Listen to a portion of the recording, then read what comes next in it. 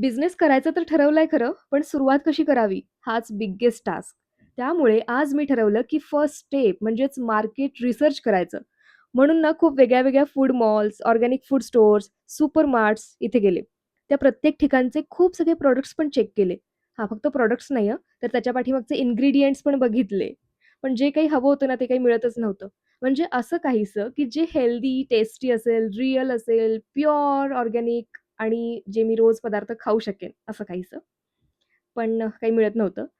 हां, एक मात्र आहे, की हेल्दी प्रॉडक्ट्सच्या नावाखाली खूप प्रॉडक्ट्स मार्केटमध्ये अवेलेबल तर आहेत. पण त्या पॅकेट्सच्या मागे चेक केलं तर इन्ग्रीडियंट्समध्ये कुठे केमिकल, तर कुठे कलर्स, कुठे शुगर कंटेंट, तर कुठे प्रिझर्व्हेटिव्हज हेच दिसत होतं.